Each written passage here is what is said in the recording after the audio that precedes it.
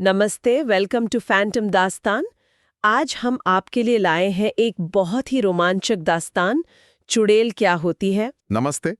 चुड़ैल नाम सुनते एक अजीब सी सिरन होती है ना। बिल्कुल। दक्षिण एशिया की लोक कथाओं का ये एक ऐसा गहरा अंधेरा कोना है जिसके बारे में बातें तो बहुत होती हैं। हाँ, किस्से कहानियां भी खूब हैं, लेकिन उसके पीछे का सच या उसका मतलब वो शायद कम ही लोग जानते हैं। सही कहा। और आज हम इसी रहस्यमयी पहेली को सुलझाने की कोशिश करेंगे।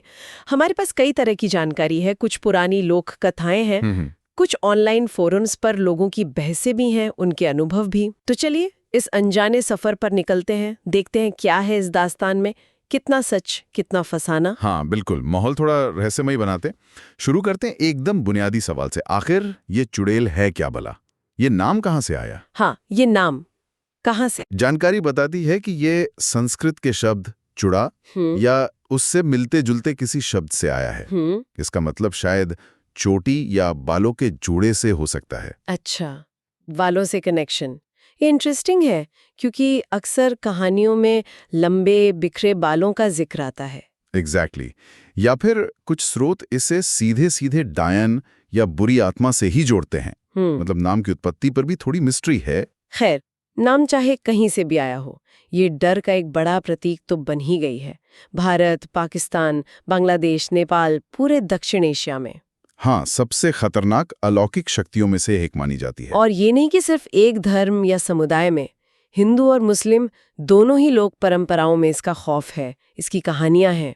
बिल्कुल, ये दिखाता है कि डर कितना पुराना और फैला हुआ है।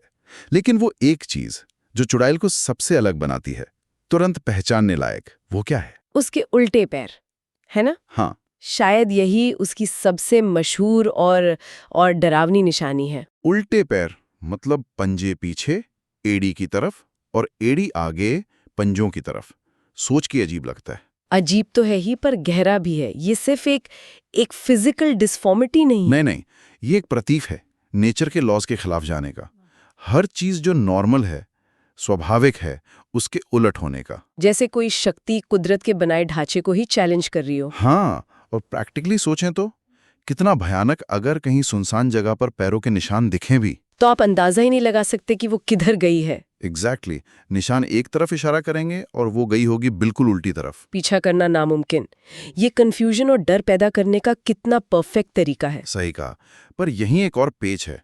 हमारे स्रोतों में कुछ ऑनलाइन चर्चाओं का जिक्र है, जैसे इंडिया फोरम्स और रेडिट। हाँ, वहां कुछ लोगों का मानना था कि चुड़ैल के पैर उल्टे नहीं बल्कि किसी पक्षी या जानवर जैसे होते हैं, नुकीले पंजों वाले। अरे रे, ये तो एक और ट्विस्ट आ गया कहानी में। तो क्या ये अलग अलग तरह की चुड़ैलें हैं या लोगों का कंफ्यूजन है? या फिर अलग अलग इलाकों की कहानियों में फर्क है। ये अपने आप में एक छोटी सी पहेली है। हो सकता है रीजनल वेरिएशंस हो या फिर आजकल के टीवी सीरियल्स का असर हो। संभव है।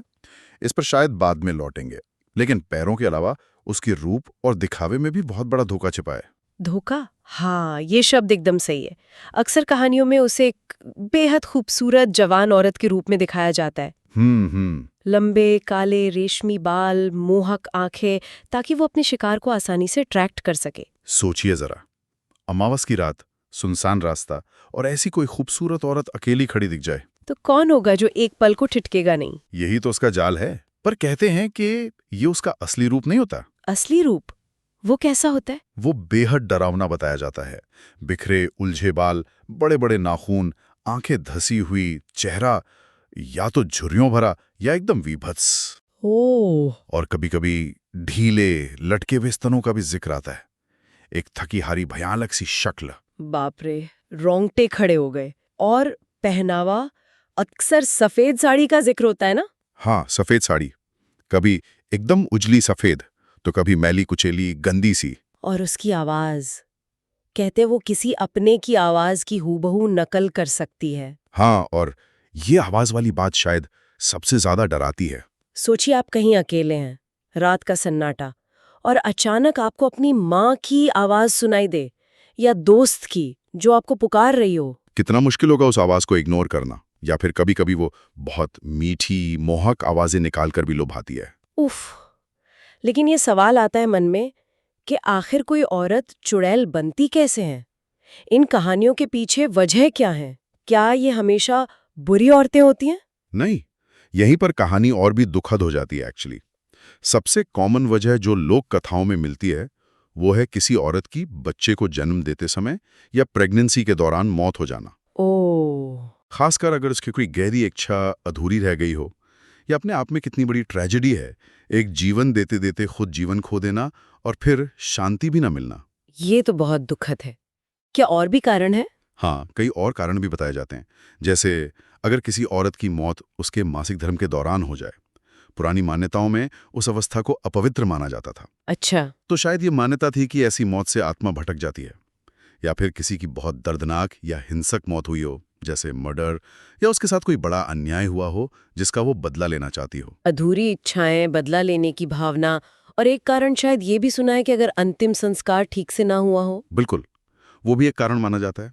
ये सारे कारण अगर देखें तो ये उस समय के समाज की गहरी चिंताओं और सच्चाइयों की तरफ इशारा करते हैं। जैसे कि जैसे औरतों का समाज में स्थान, हेल्थ फैसिलिटीज की कमी की वजह से high maternal mortality rate, period से जुड़े अंधविश्वास, पाबंदियां, अन्याय का डर, ये सब इन डरावनी कहानियों के पीछे झांकता है। सही कहा, ये सिर्फ डर की कहानियां नहीं, समाज का आईना भी हैं।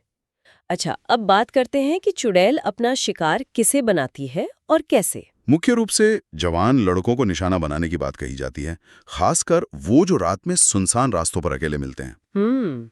इसके अलावा गर्भवती महिलाओं और छोटे नवजात बच्चों पर भी उसका साया पड़ने का डर रहता है। और कभी-कभी अगर बदला लेना हो तो वो अपने ही परिवार के सदस्यों को भी नहीं छोड़ती। और ये मिलती कहाँ है ज्यादातर? कौन सी जगह इनसे एसोसिएटेड है? लोक कथाओं के अनुसार वो अक्सर ऐसी जगहों पर पाई जाती हैं जो थोड़ी उजाड़ हों या नेगेटिव एनर्जी वाली मानी जाती हों, जैसे चौराहे, चौराहे? अच्छा। शमशान घाट के आसपास सुनसान वीरान जगह हैं, पुराने खंडहर, सूखे या वीरान कुएं, और उत्तर भारत में पीपल या बरगद जैसे बड़े पुराने पेड़ों पर भी उनके वास की बातें कही जाती हैं।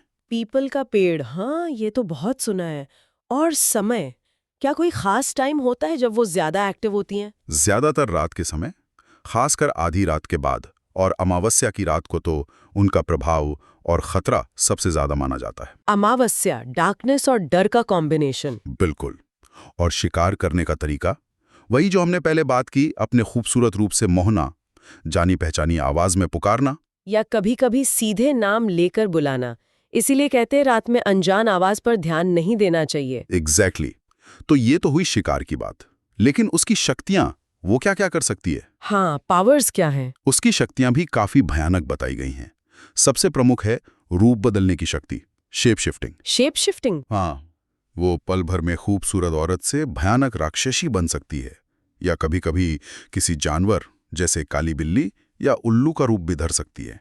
ओ, और आवाज की नकल यानी वॉइस मिमिक्री की बात तो हम कर ही चुके हैं। फिर है सम्मोहन, हिप्नोसिस जैसी शक्ति। हिप्नोसिस? हाँ, वो अपने शिकार को वश में कर लेती है। हाँ, पूरी तरह से। हाँ, उसकी सोचने समझने की शक्ति छीन लेती है। और हाँ, कुछ कहानियों में खून पीने का भी जिक्र आता है। खून पीना? हाँ, किसका? खासकर जवान मर्दों का खून पीकर उनकी शक्ति छीन लेना, छोटे बच्चों को बीमार कर देना, उन्हें सोते से उठा ले जाना या मार देना, ये भी उसकी खतरनाक शक्तियों में गिना जाता है। बाप रे, ये सब मिलकर उसे वाकई खौफ का दूसरा नाम बना देते हैं। सच में? यहीं पर एक और सवाल आता है जिस पर ऑनलाइन फोरम्स पर भी काफी बहस होती है। डायन और चुड़ैल में क्या फर्क है? हाँ, ये बड़ा कंफ्यूजिंग पॉइंट है। क्या ये दोनों एक ही हैं या अलग-अलग हैं? हाँ, ये एक बहुत कॉमन कंफ्यूजन है। इंडिया फोरम्स और रेडिट जैसी जगहों पर लोग अक्सर इस पर अपने विचार रखते हैं। कुछ मानते हैं कि दोनों एक ही हैं, बस नाम अलग-अलग हैं।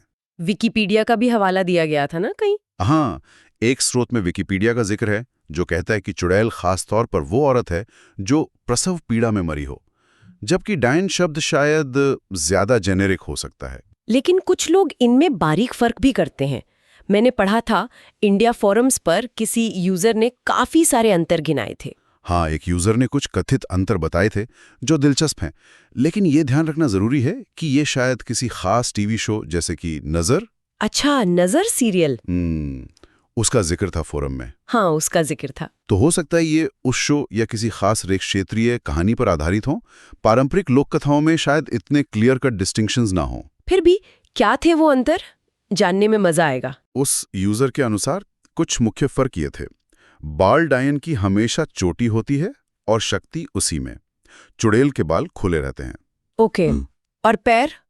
पैर डायन के उल्टे होते हैं, जबकि चुड़ैल के पैर पक्षी या जानवर जैसे। ये बात पहले वाली जानकारी से थोड़ी अलग है, नोटिस किया? हाँ, ये कॉन्ट्रडिक्टरी है। और शक्ति का स्रोत? डायन की चोटी, चुड़ैल की चूड़ियां। फिर पर्सनालिटी में फर्क बताया। डायन ज्यादा गंभीर और शायद सेडक्टिव, चुड़ैल ज्यादा फ्लर्टी और बचकानी। फ्लर्टी, चुड़ैल, ये तो नया एंगल है। हाँ। खाने में फर्क। डायन उम्र चूसती है, चुड़ैल सीवे जीवित प्राणी खाती है। मारने का तरीका, डायन सीधा मारती है, चुड़ैल तड़पाकर मारना, ये ज्यादा डरावना लगा। और परिवार? परिवार के बारे में था कि डायन करीबी रिश्तेदारों को नहीं मारती। इस पर शक भी जताया गया था उसी थ्रेड में। चुड़ैल का पता नहीं। और एक और यूजर ने अमरता पर कहा था, चुड़ैल अमर है जबकि डायन उम्र खाकर बस लंबी जिंदगी पाती है। बाप रे, ये तो पूरी डिटेल लिस्ट है। लेकिन जैसा आपने कहा, ये शायद किसी एक सोर्स या इंटरप्रिटेशन पर बेस्ड हो। रेडिट पर भी लोगों ने तुलना की थी ना? हाँ, रेडिट पर किसी ने मजाक में बोआजी वर्सेस मौसी जी या पत्नी वर्सेस प्रेमिका जैसी तुलना कर दी थी। एक यूजर ने डायन की तुलना पोल्टरगाइस्ट से की, मतलब शोर मचाने वाली आत्मा। और एक स्केप्टिकल व्यू भी था कि ये कहानियां शायद रात में अकेली घूमती औरतों की सेफ्टी के लिए या उन्हें बदनाम करने के लिए बनाई गई हों। तो कुल मिलाकर डायन और चुड़ैल के बीच का फर्क काफी ब्लर्ड है। लगता है ये लोकल बिलीफ्स, पॉप कल्चर और पर्सनल इंटरप्रिटेशन पर ज्यादा डिपेंड करता है। संभव है। असल लोक कथाओं में शायद ये भेद इतना महत्वपूर्ण न रहा हो। अब जरा भारत के अलग अलग हिस्सों और पड़ोसी देशों में इसके रूप पर नजर डालते हैं। क्या हर जगह इसे चुड़ैल ही कहते हैं? हाँ, क्या रीजनल वेरिएशंस हैं? नाम और कुछ छोटी-मोटी बातें बदल जाती हैं, पर डर का जो कोर है वो वही रहता है। उत्तर भारत, यूपी, बिहार, हरियाणा, राजस्थान वगैरह में तो ये बहुत फेमस है। और जैसा हमने कहा, वीरान कुओं, पीपल के पेड़ों, शमशान घाटों से जुड़ी कहानियां आम हैं। और बंगाल में? बंगाल में इसी तरह की आत्माओं को पेटनी या शाकचुन्नी कहते हैं। उनके गुण थोड़े अलग हो सकते हैं, पर उल्टे पैरों वाली बात कई बार उनमें भी मिलती है। अच्छा। और पड़ोसी देशों में? पाकिस्तान, नेपाल? पाकिस्तान के कुछ ग्रामीण इलाकों में इसे एक खतरनाक किस्म का जिन समझा जाता है। और नेपाल में इसे बॉक्सी या मिलते जुलते नामों से जाना जाता है, जो वहाँ की स्थानीय शैमानिक परंपराओं और जादू टोने से जुड़ी है। मतलब खौफ का चेहरा बदल जाता है, पर खौफ बना रहता है। तो फिर सवाल उठता है कि इस खौफ से बचने के उपाय क्या हैं? लोक कथाओं में क्या तरीके बताए गए हैं? कई तरह के उपाय बताए गए हैं। कुछ फिजिकल बैरियर्स हैं, जैसे घर के दरवाजों पर लोहे की कील ठोकना या घोड़े की नाल लगाना। माना जाता है कि लोहा उन्हें दूर रखता है। लोहा, इंटरेस्टिंग। और दरवाजे पर सरसों के बीज बिखेरना, कहते हैं वो उन्हें गिनने में लग जाती है और अंदर नहीं आ पाती। नमक की रेखा खींचना या दरवाजे पर हल्दी मिर्च की पोटली टांगना। ये सब सुनकर लगता है लोग कितने डरे होते होंगे कि ये सब टोटके करते थे। बिल्कुल। क्या धार्मिक उपाय भी हैं? बिल्कुल, धार्मिक उपाय शायद सबसे ज्यादा प्रचलित हैं। हनुमान चालीसा का पाठ करना या उसे पास रखना। हाँ, हनुमान चालीसा तो बहुत कॉमन है। देवी देवताओं के लॉकेट या ताबीज पहनना, औरतों के लिए सिंदूर लगाना या माथे पर विभूति लगाना, ये सब सुरक्षा कवच माने जाते हैं। और कुछ सावधानियां भी तो होती होंगी ना, प्रिकॉशंस? हाँ, जैसे रात में अकेले सुनसान जगहों पर जाने से बचना, किसी अनजान आवाज या पुकार का जवाब न देना, श्मशान घाट या खंडहरों के पास दिखने वाली अकेली खूबसूरत औरतों से बचकर रहना और रात के समय किसी अजनबी से खाने पीने की कोई चीज न लेना। ये सब बचाव के तरीके हैं। लेकिन अगर मान लें कि किसी का सामना हो ही गया या किसी घर या इलाके में चुड़ैल का असर महसूस होने लगा, तो फिर उसे भगाने के क्या तरीके हैं? एक्सॉर्सिज्म जैसा कुछ? हाँ, उसके लिए फिर तांत्रिक, ओझा या सियाणे लोगों की मदद ली जाती थी।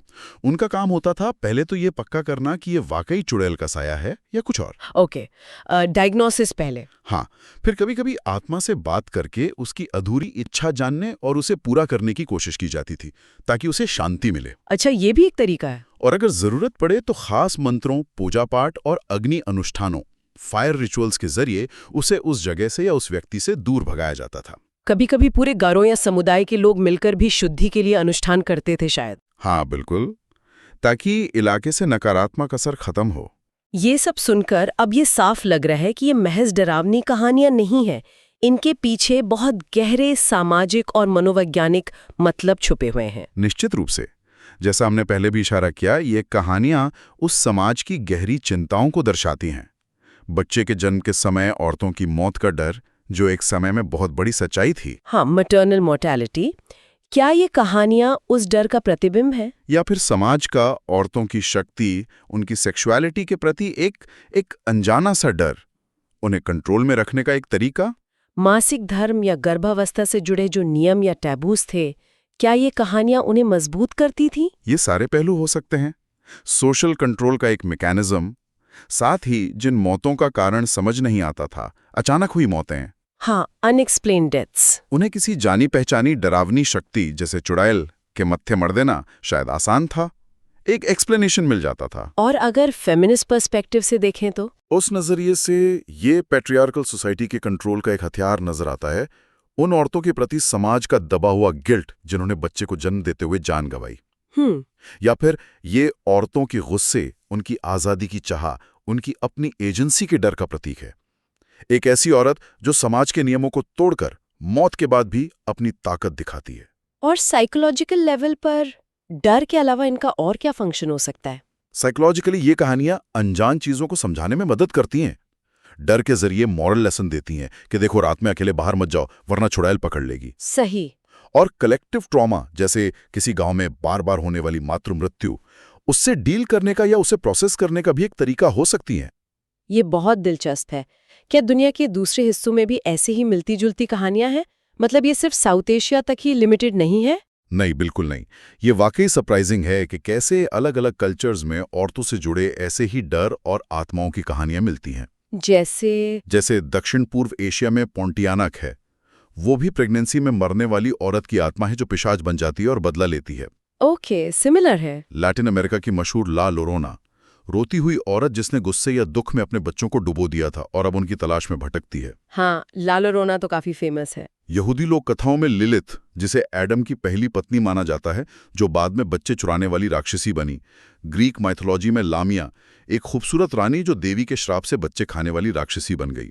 ओह गॉड। स्लाविक लोक कथाओं में रुसाल्का, अक्सर उन लड़कियों की आत्माएं जिनकी डूबने से या हिंसक मौत हुई हो और जो पानी के पास मर्दों को लुभाकर डुबो देती हैं। अरे बाप रे, इसका मतलब ये डर, माँ बनने से जुड़ा खतरा, औरतों का गुस्सा, बदला, उनकी मोहक लेकिन खतरनाक शक्ति, ये सब काफी हद तक यूनिवर्सल लगता है। लगता तो ऐसा ही है। थीम्स और डर काफी कॉमन है, बस नाम, रूप और कहानी थोड़ी बदल जाती है। तो अब आखिरी सवाल, आज के इस मॉडर्न युग में चुड़ैल का क्या स्थान है? क्या ये कहानियां खत्म हो गई हैं? खत्म तो नहीं हुई हैं, पॉप कल्चर में तो खूब जिंदा हैं।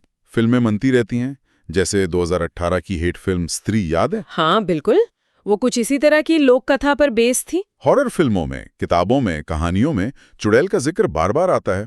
आजकल तो सोशल मीडिया पर अर्बन लेजेंड्स के रूप में भी ऐसी कहानियां तैरती रहती हैं। लेकिन क्या रियल लाइफ में लोग अब भी मानते हैं? जानकारी ये बताती है कि शहरों में पढ़े लिखे लोगों के बीच ये ज्यादातर लोक कथा या अंधविश्वास मानी जाती है, लेकिन गांव में हाँ, तो पुरानी पीढ़ी के लोगों में या कम पढ़े लिखे तबकों में आज भी इस पर गहरा विश्वास पाया जाता है। कभी कभी तो ग्रामीण इलाकों से ऐसी घटनाओं की खबरें भी आती हैं जिन्हें लोग चुड़ैल से जोड़ते हैं। तो मतलब रहस्य पूरी तरह खत्म नहीं हुआ है, कौन जाने। बिल्कुल। तो आज के इस गहरी पड़ताल का सार यही है कि चुड़ैल सिर्फ एक भूत या डरावनी कहानी का किरदार नहीं है।